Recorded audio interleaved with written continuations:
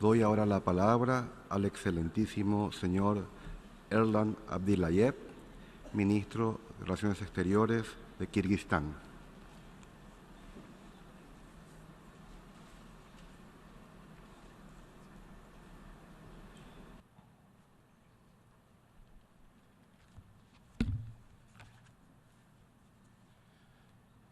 Уважаемый господин председатель, дамы и господа, позвольте поздравить господина Могенса Лекертофта с избранием председателем 70-й сессии Генеральной Ассамблеи ООН и пожелать ему успехов на этом высоком и ответственном посту.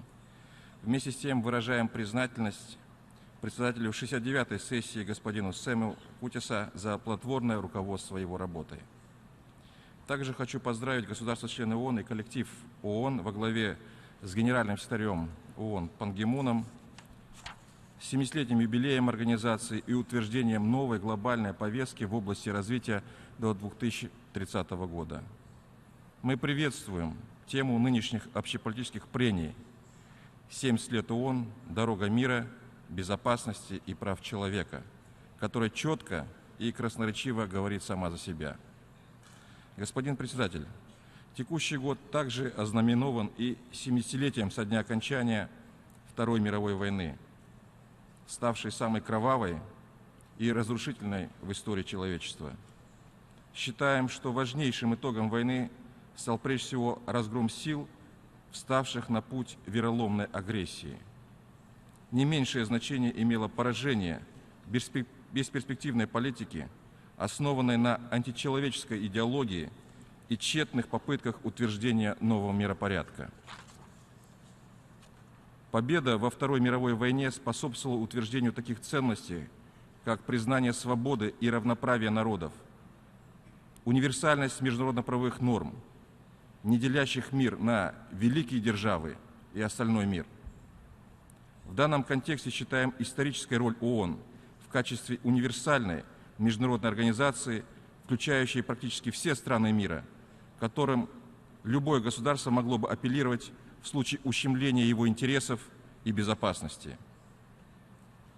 Сегодня позитивная роль и значение ООН в жизнеобеспечении человеческой расы остаются незыблемыми и неоспоримыми. Организация остается единственной, универсальной и наиболее легитимной структурой в области многосторонней дипломатии и межгосударственного сотрудничества.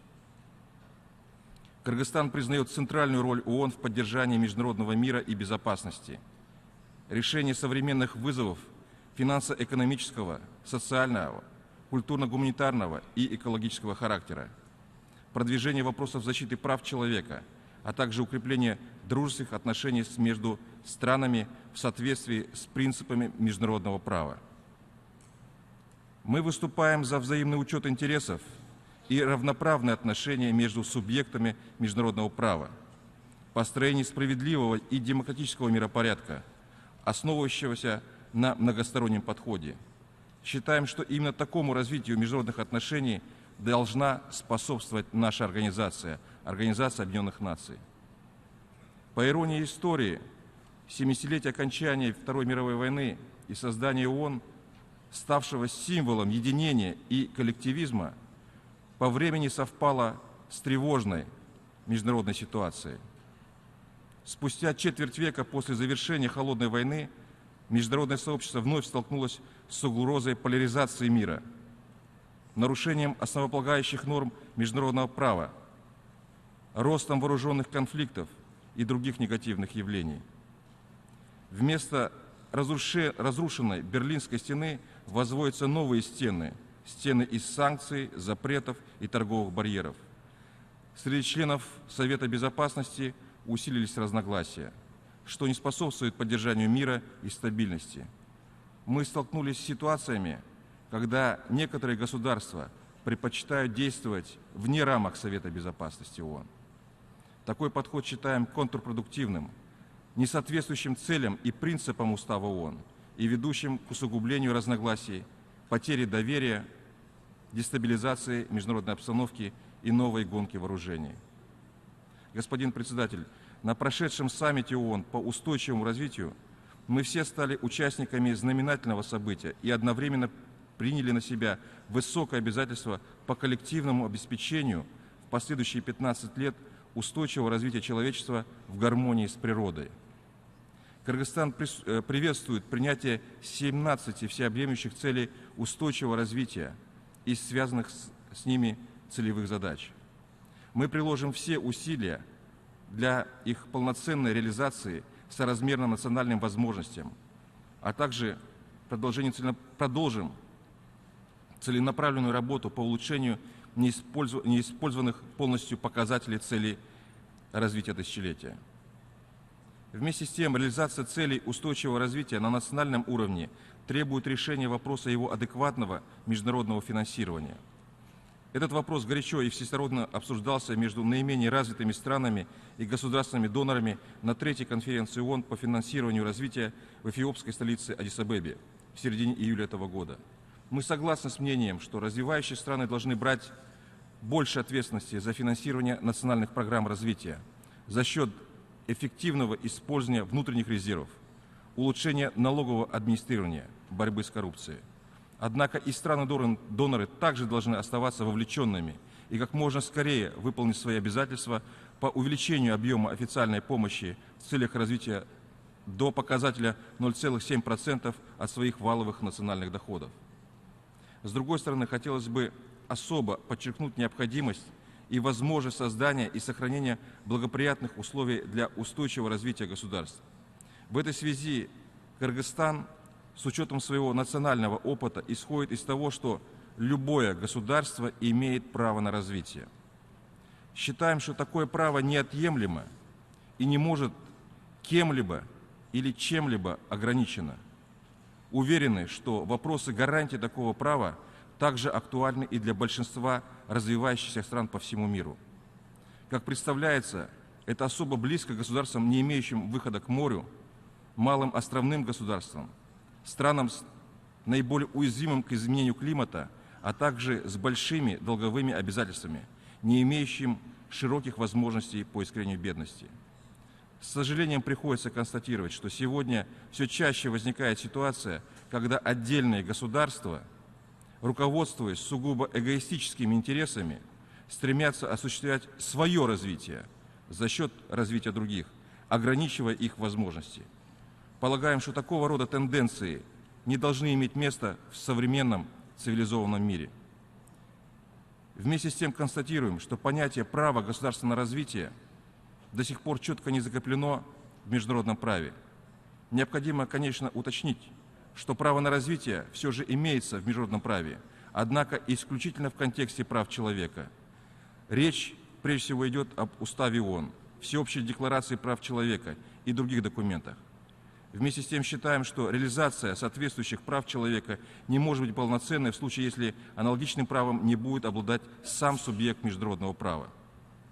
Кыргызстан считает, что соблюдение и гарантия права государственного развития со временем должны стать основой построения справедливых международных отношений на глобальном уровне, наряду с такими принципами, как уважение территориальной целостности и суверенитета, отказ от применения силы и невмешательства во внутренние дела. В этой связи моя страна видит необходимость широкого распространения концепции права государственного развития в рамках ООН. Предлагаем начать рассмотрение этого вопроса на экспертном уровне.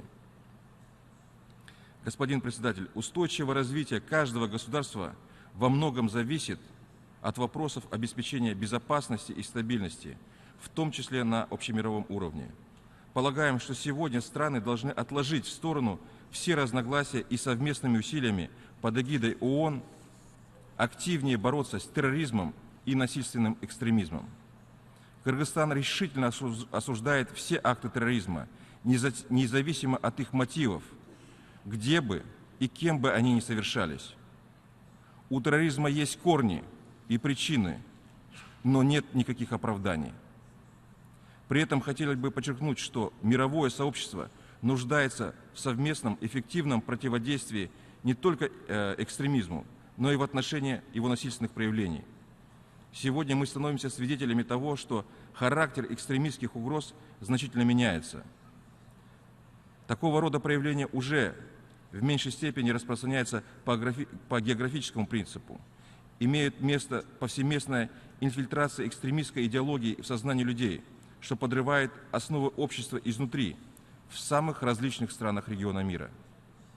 Различные экстремистские и террористические организации, консолидировав свои силы на базе единой экстремистской идеологии, становятся мощными преступными структурами, имеющими широкую сеть своих единомышленников.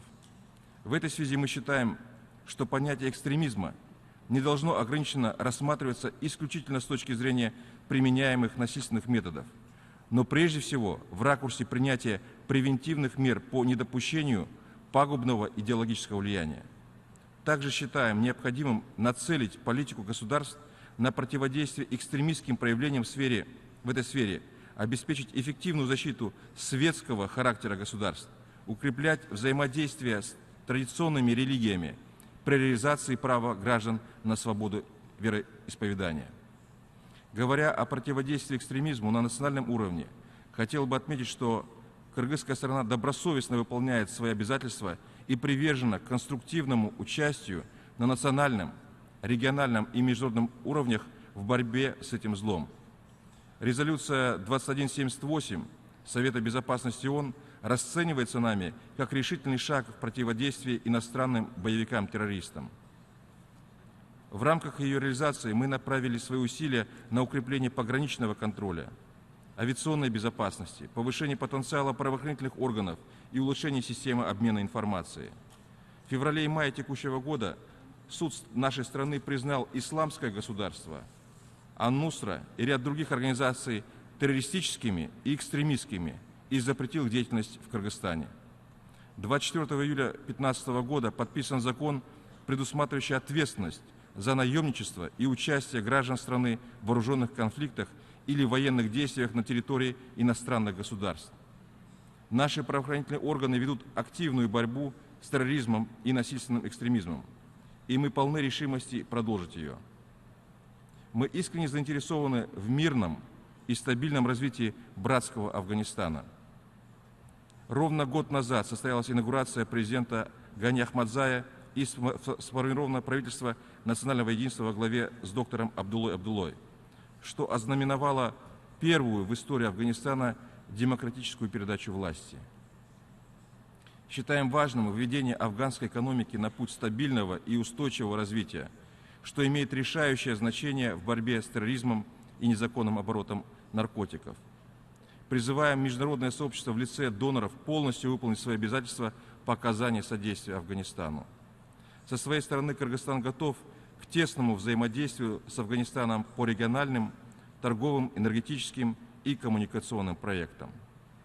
Нынешняя ситуация в ближневосточном регионе, раздираемом затяжными конфликтами, межконфессиональными столкновениями, является предметом особой обеспокоенности.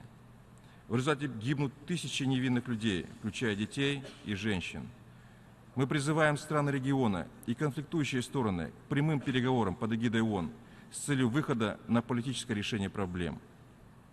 Без проявления твердой политической воли и решимости невозможно остановить человекоубийство и проложить путь к национальному единству, примирению и восстановлению.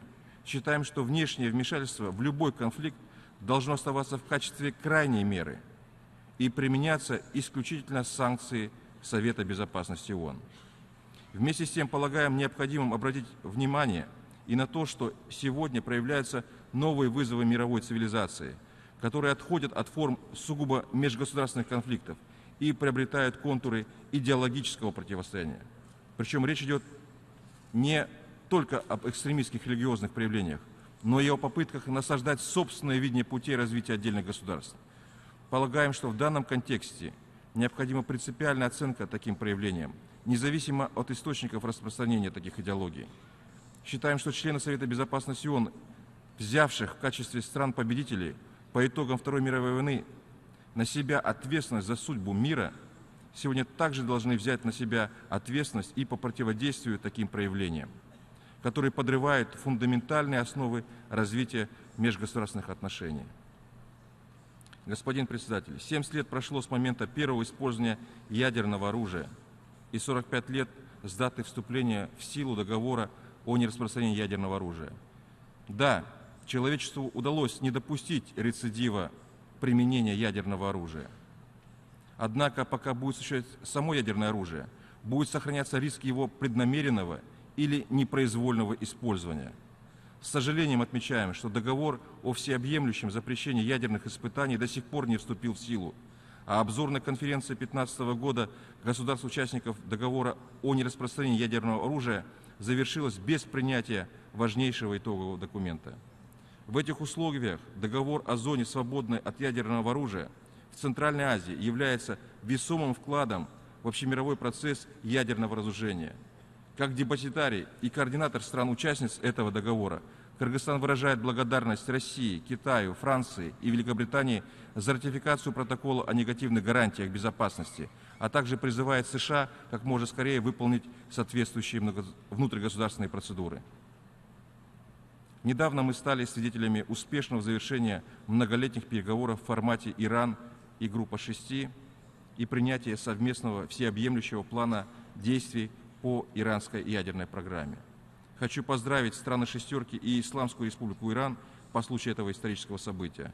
В качестве участницы одной из новейших безъядерных зон Кыргызстан призывает страны Ближнего Востока создать в регионе зону, свободную от ядерного оружия и всех других видов оружия массового уничтожения и систем его доставки. Это станет важной вехой в области разоружения, способствуя установлению мира на Ближнем Востоке. Господин председатель, в качестве важнейшего инструмента устойчивого развития, обеспечения безопасности страны, мы рассматриваем укрепление всего спектра сотрудничества с нашими непосредственными соседями. В условиях нашего региона сотрудничество и всесторонний диалог рассматривается нами в качестве единственного и безальтернативного пути решения имеющихся вопросов. С другой стороны, приходится констатировать, что далеко не все существующие проблемы в регионе Центральной Азии удается успешно и оперативно решать.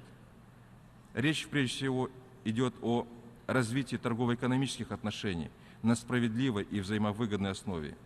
По-прежнему недостаточно активны усилия по разрешению пограничных вопросов, координация усилий в области обеспечения региональной безопасности, либерализации правил торговли, гармонизации национальных законодательств, обеспечение транзита по межгосударственным, автомобильным и железнодорожным магистралям, координации подходов к развитию энергетики и транспортировки энергоносителей.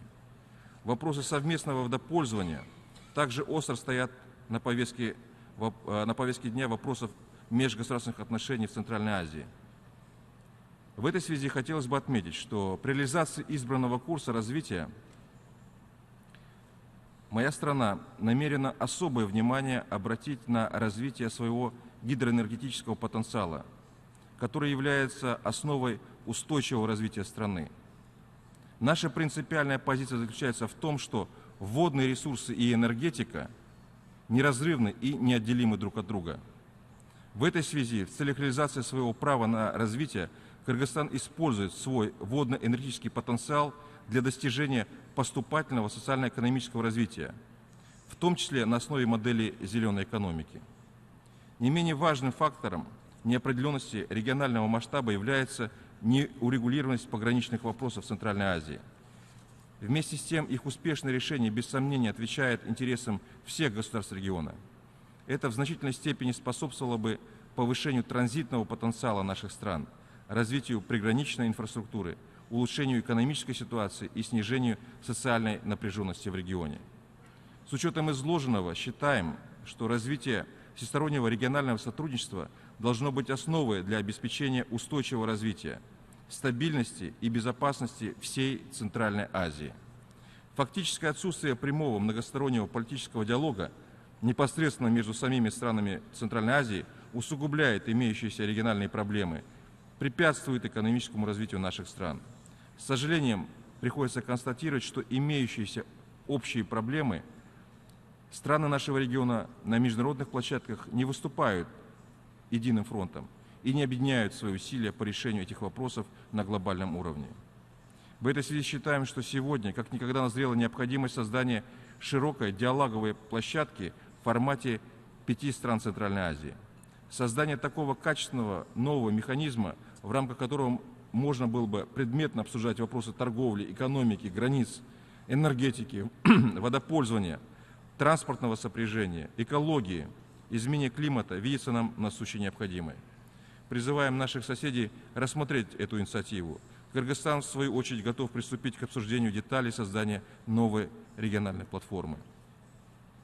Господин председатель, в политической декларации саммита ООН по устойчивому развитию мы условились укреплять демократию, добросовестное управление, верховенство закона и уважение прав человека и обеспечивать экономический рост, который благоприятно содействует устойчивому развитию. Мы полностью разделяем этот тезис и со своей стороны вносим достойный вклад в международные усилия в этом направлении. Вместе с тем считаем важным особо отметить, что Кыргызстан имеет свой исторический путь развития демократии, не привнесенный извне и являющийся коренным элементом национального самосознания. Демократические ценности на протяжении многих веков лежали в основе развития нашего общества и не являются для нашего народа абстрактной чужеродной субстанцией. Кыргызстан в настоящее время, опираясь на собственный исторический и культурный опыт, последовательно продолжает развивать и укреплять национальную модель государственного управления, основанную на принципах парламентской демократии.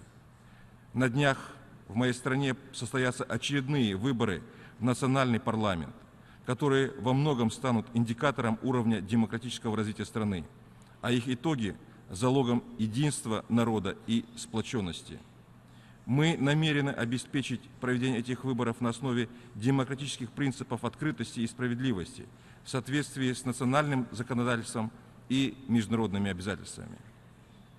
В августе этого года произошло историческое событие для Кыргызстана. Мы стали полноправными членами в Евразийском экономическом союзе. Кыргызстан получил беспрепятственный доступ на региональный рынок товаров и услуг, капитала и рабочей силы, а также дополнительную возможность развивать сельское хозяйство и промышленность, раскручивать транспортно-транзитный потенциал. Участие в этой интеграционной структуре также будет способствовать повышению конкурентоспособности национальной экономики и ее интеграции в мировые хозяйственные связи. Вместе с тем, благодаря положительным результатам проведения в последние годы целенаправленной экономической политики, в 2014 году Всемирный банк исключил Кыргызстан из числа бедных государств и перевел в разряд развивающихся стран со средним уровнем дохода. Для поддержания устойчивых темпов экономического роста в Кыргызстане 2015 год был объявлен годом укрепления национальной экономики. Хотелось бы также отметить, что в Кыргызстане ведется бескомпромиссная борьба против коррупции.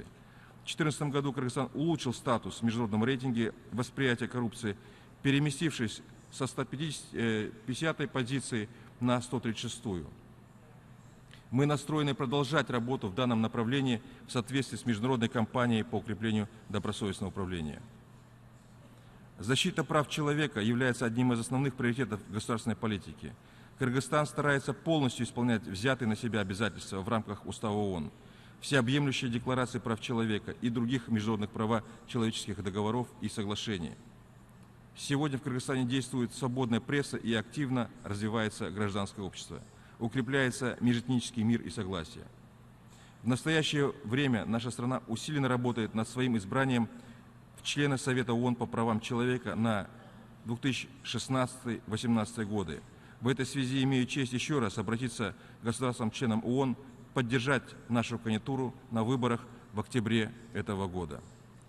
Господин председатель, в заключение хочу снова вернуться к теме зарождения 70 лет назад ООН, которая вселила нам чувство уверенности в завтрашнем дне и стала воплощением лучших общечеловеческих идеалов и защитником интересов всех народов мира. За 70 лет своего существования ООН прочно утвердилась как эффективный и общепризнанный центр системы международной безопасности и ответственности. Неоценимым достижением являются механизмы предотвращения конфликтов, беспристрастного посредничества, поддержания мира и миростроительства. ООН также стала важнейшим инструментом решения международных социально-экономических, финансовых, культурно-гуманитарных и других проблем. Специализированные учреждения, фонды, программы и органы системы ООН являются востребованными и эффективными партнерами развивающихся государств. Сегодня человечество проходит сложный отрезок на пути своего эволюционного развития, а ООН – испытание на свое соответствие требованиям современного миропорядка. В этой ситуации мы должны объединить общие усилия всех государств-членов ООН в борьбе с глобальными вызовами и угрозами международной безопасности и по обеспечению устойчивого развития. В авангарде этой кампании должна быть реформированная ООН, которая должна иметь безусловную политическую и финансовую поддержку своих государств-членов. В этой связи призываем поддержать и укрепить нашу организацию со своей стороны. Со своей стороны Кыргызстан всегда будет активно и ответственно содействовать в рамках ООН с целью поддержки ее деятельности и совместного решения глобальных проблем. Спасибо за внимание.